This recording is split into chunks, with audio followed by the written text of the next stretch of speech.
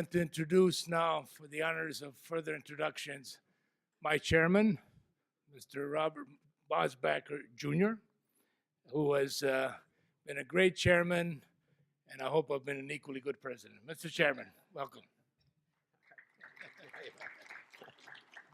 You've done well, Mima. Well, good afternoon, ladies and gentlemen. It's a great honor for me to have a chance to introduce our next three speakers, and starting first with a good and valued friend, Mark Green, who served for 4 terms in the U.S. House of Representatives before he was appointed ambassador to Tanzania by President George W. Bush. Served there for a couple of years, came back, went to work for the U.S. Global Leadership Coalition, and then he came to work for the Initiative for Global Development. So there are few, if any, who know this organization better than Mark, who aren't still working there. So he understands what we are about, and he understands, I think, what you are about in terms of the importance of investment and private sector-driven economic growth. And then he went to the International Republican Institute, where he was president until he was recruited to become the new administrator of the U.S. Agency for International Development. And I would just say I've had a chance to get to know Mark, and from the first time we spoke, it was very clear the passion he felt in his heart for development in general, hope, opportunity, but also for the continent of Africa in particular. And his life experience involves a serious commitment of time and effort, particularly to East Africa. But now I'm delighted that he has a chance to impact not just Africa, but all the developing world. So it's a great privilege for me to introduce my good friend, Mark Green.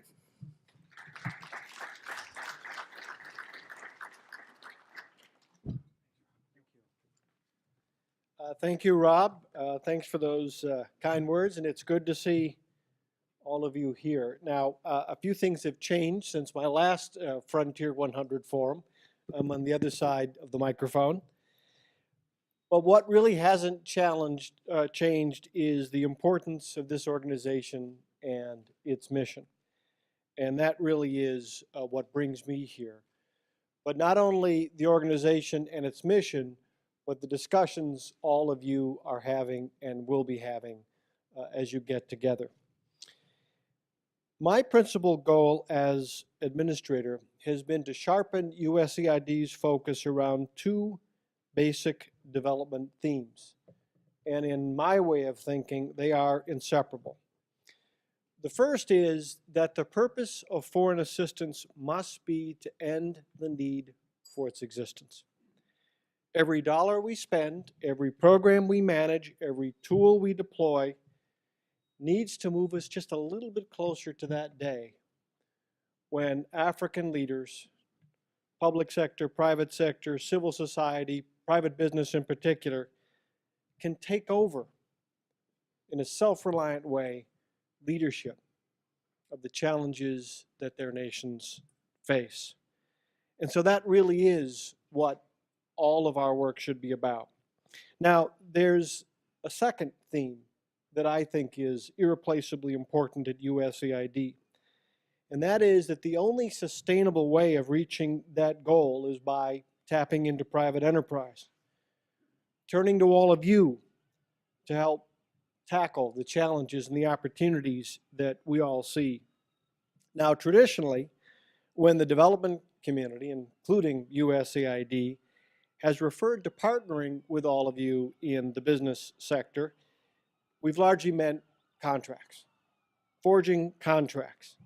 It has meant paying private organizations to do exactly what the public sector wants it to do on the terms, in the timeline, and in the places that we want you to do it. There's still room for that. If you all want to donate money to us, we'd be happy to take it. But of course, that misses the point. And it misses what the greatest opportunities are for lifting lives and building communities all across a continent that I believe has literally unlimited potential, not only to rise for Africa's sake, but to rise for the world's sake.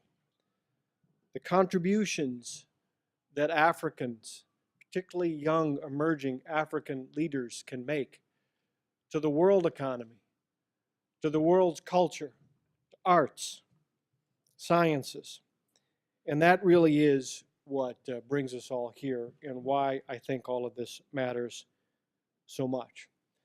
So, as all of you know, the world is changing pretty rapidly. When USAID was started more than 5 decades ago, 80% or so of the capital flows from America to the developing world were traditional development assistance. These days, it's about 9%.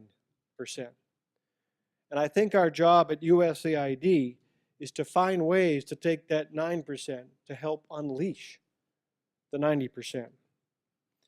And so what we're looking to do is to identify those irreplaceable value adds that we do have at USAID to help bolster enterprise-driven development.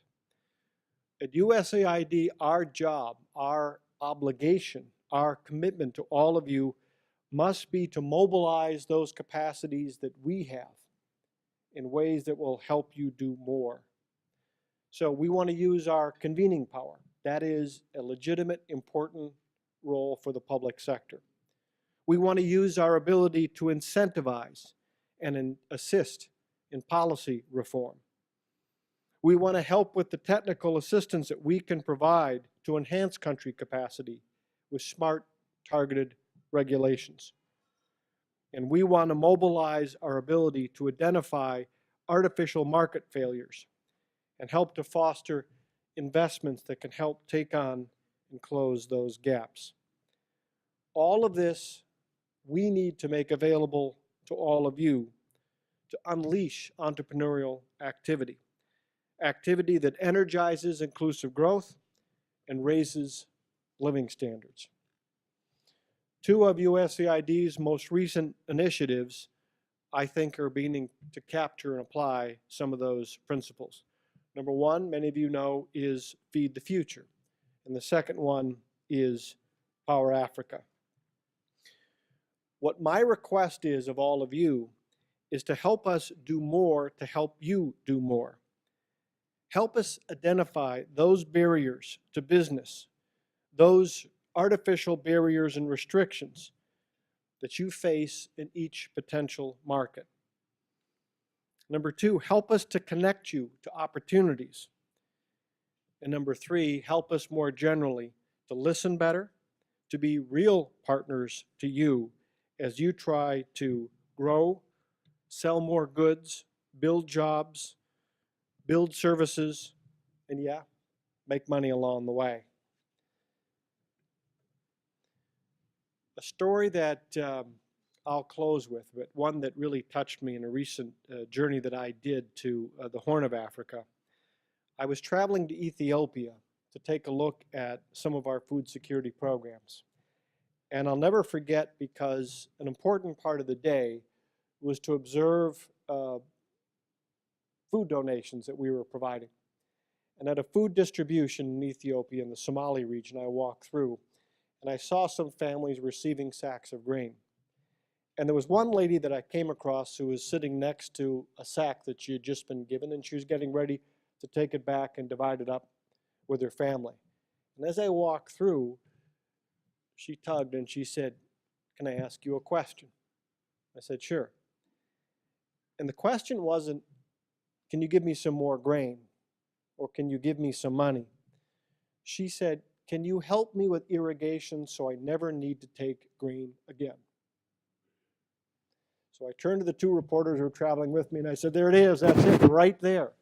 That's what we want to capture. That's what we want to mobilize. That's what we want to harness. That's what we want to use." Every human being wants to provide for themselves and their families. It is the dignity that we all have. That is what we have to turn to. So my commitment to you is that USAID will try to help you capture that woman's drive and apply it in ways that not only help her and her family, but make that contribution that we all know is essential to Africa's bright future. Good luck with your discussions. Again, look at me and look at USAID as a partner. We want to help you do more, because when you do more, that allows us to mobilize even further and to accomplish those goals that we all believe in so strongly, so heartily. So thank you. It's good to be here, and good luck.